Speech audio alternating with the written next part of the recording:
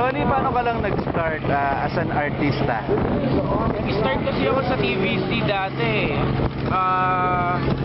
Hindi ko in-expect kasi nung dati nagpa-basketball ako, ito may nag-artista, tapos pinipilit lang nila ako. Tapos sabi nila, try ko daw mag TVC muna. So, anong age mo that time? 16. Tapos try ko TVC lang. Hanggang sa naisip ko, ang dali pala ng pera. So, nag-try ako showbiz pumasok. Sawa naman ng Diyos. Okay naman. Pero kung hindi ka artista ngayon, ano yung gusto mo maging nung bata ka? Siguro, both sa, kasi varsity ako dati. Tingin ko maging NCAA sa Manila, soon sa PBA.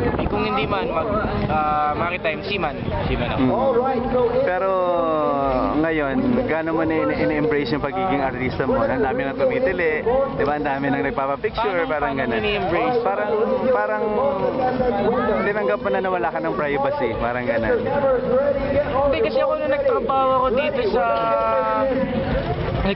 dito sa showbiz na to, hindi ko iniisip na nag-work ako.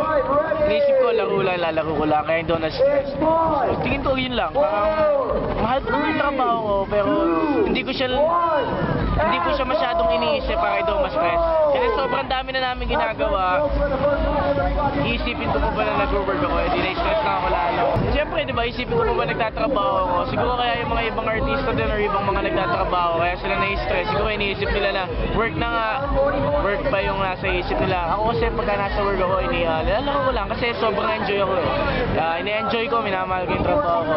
Yun ang technique. Global Liza, do you see that? Siguro in the future kahit medyo young pa tayo ngayon. You're scaring me.